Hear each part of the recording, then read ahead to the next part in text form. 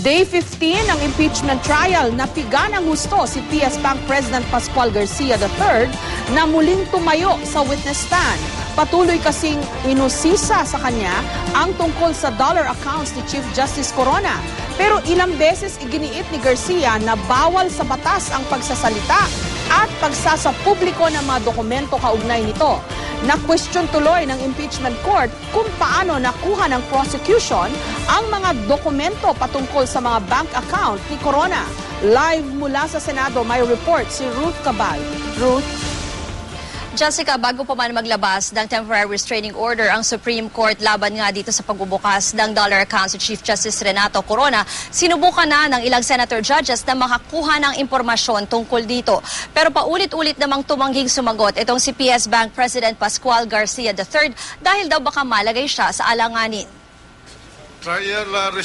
Malinaw ang posisyon ni PS Bank President Garcia. Hindi raw niya sasagutin ang mga tanong tungkol sa dollar accounts ni Chief Justice Renato Corona. Sa ilalim daw kasi ng RA 6426, pwede lang mabuksan ang isang foreign currency account kapag may consent o pahintulot ng may-ari ng nasabing account. Ang hinihintay niya ang hinihingi nilang temporary restraining order mula sa Korte Suprema. This is the law. My appreciation actually is that there are any exceptions to it, the Supreme Court actually will rule. Sir President, can I ask for a yes or no answer, please? Just answer the question, yes or no. The question actually is if that you do not have a TRO, will you, by Monday, will you bring the documents and testify on it, yes or no? if the Supreme Court decides, Your Honor, No, if there is no TRO, of course, if there is a TRO, that's a different matter. Your Honor, with all due respect to this court, I will not testify because I believe I will be breaking the law. I am inclined to believe that the Chief Justice may not give his consent because he's questioning the validity of all these proceedings. Kaya naungkat muli kung paano ba nakuha ng prosekusyon ang mga bank document patungkol sa mga bank account umano ni Corona na ginamit nila sa paghingi ng sabpina. Sabi dati ni Representative Reynaldo Umali, isa sa mga prosecutor, inabot daw ito sa kanya sa Senado ng isang maliit na babaeng hindi niya kilala. Puna ng mga senator judge, maaaring nilabag ng babaeng ito ang batas na tumitiyak sa confidentiality ng mga bank account.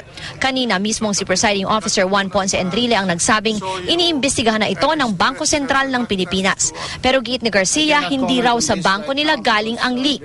The Bangko Sentral ng Pilipinas is now conducting an investigation regarding this leakage.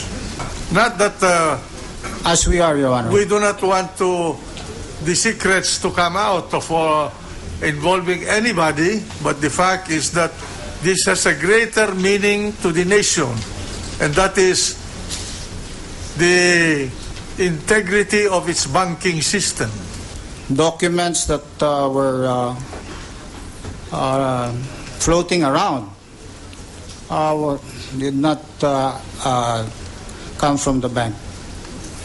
Where will it come from then? I have no idea. From heaven?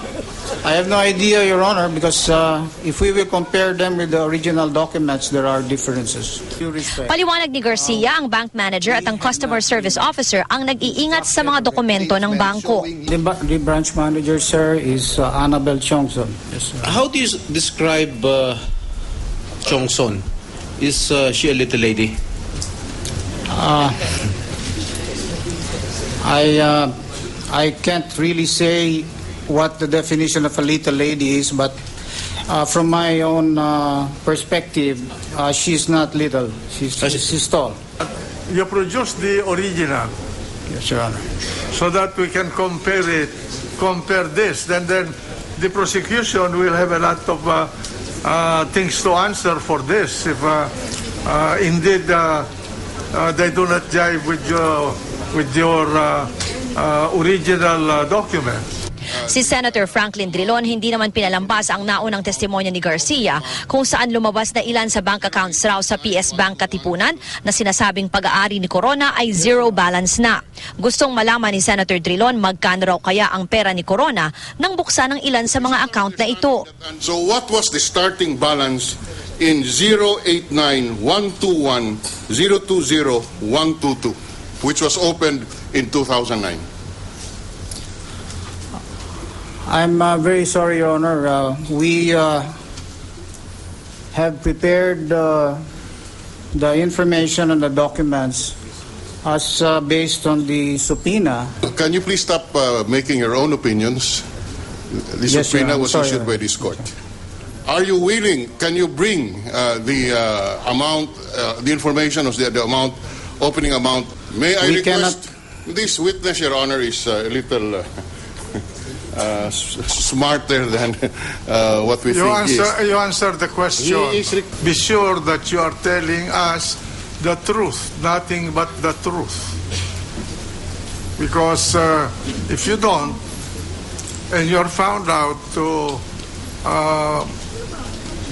make any statement that is not true here in this court, there are sanctions involved. So who in Pinagdadala pa si Garcia ng ilan pang dokumento kaugnay sa nasabing bank accounts at pinahaharap sana sa Lunes ang branch manager na si Mary Annabel Chongson. Sa isang statement sinabi ni Chongson na kahanga-hanga raw kung paano hinirap ni Garcia ang impeachment court kahapon upang maprotektahan ang interes ng kanilang mga kliyente at empleyado.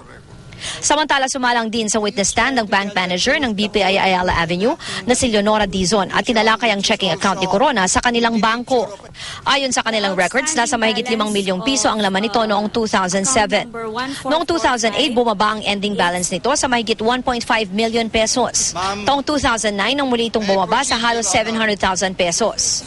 At tumaas sa mahigit 12 million pesos noong 2010.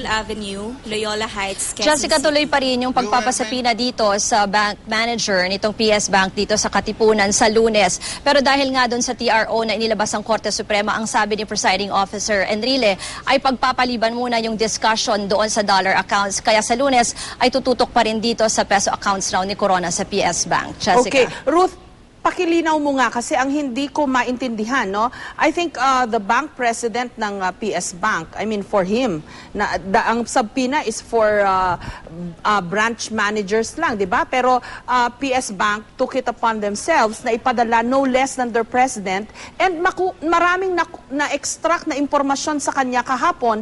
Why suddenly are some of the senator judges antagonistic towards him? Tama, Jessica. Ang paulit-ulit na sinasabi nga nitong si Garcia, no, parang he took it upon himself na i-represent na lang yung bangko for the protection of the employees and also of the clients. Pero kanina, nakita natin na medyo nagingit-ngit yung ilang senador kasi nga, tinatanong siya tungkol dun sa dollar accounts at paulit-ulit yung sinagot niya na hindi siya pwedeng sumagot siya dahil nga may batas na hindi pwedeng buksan ang dollar accounts, foreign currency accounts, kung walang permiso nga nung may-ari. Tapos yung isa pang tinatanong sa kanya, kung dala mo ba yung opening documents na nakalagay naman daw sa subpoena. Sabi niya, ang dala niya lang kung anong nakasulat doon. Pero medyo nagkalito nga dyan at binasa pa mismo yung subpoena. Nakalagay doon ay opening documents. Pero ang isang dinahilan niya, hindi daw kasama doon sa opening documents, hindi daw nakalagay doon sa dala niya kung magkano yung opening balance, kung magkano yung pera nung binuksan ng ni Corona umano itong kanyang bank account dyan sa PS Bank. Kaya medyo talagang pinipilit kasi nga, okay, kung pero ayaw mo sabihin sa amin kung magkano. Clarification, Ruth. Pero sinama ba kasi dun sa subpoena sa kanya yung hinihinging impormasyon sa kanya kanina? Ang sinabi doon ay kasama yung opening documents, although hindi naman nakaspecify. Kasi parang, from what I understand, ang nilabas kasi doon sa sinasabing binigay nitong small lady, no, ang nilabas dyan ay parang signature specimen cards from a dollar account supposedly. So yung dollar account ay hindi na nga daw yan dapat, kahit kasama siya doon sa subpoena, ang ginigiit nga niya ay covered yan ng batas on foreign currency deposits. Kaya hindi dapat ilabas yan at hindi dapat buksan yan. Okay. Ruth, yung small lady o little lady ba ang sinabi nitong si Congressman Umali? Di ba may motion ba o suggestion si Senator Judge Tito Soto na baka pwedeng tignan ng security ng Senado kung meron nga bang makikita doon na small lady na nag-abot ng brown envelope na naglalaman ng bank documents allegedly ni Chief Justice Corona. Tinignan na nga ba yan yung mga CCTV ng Senado?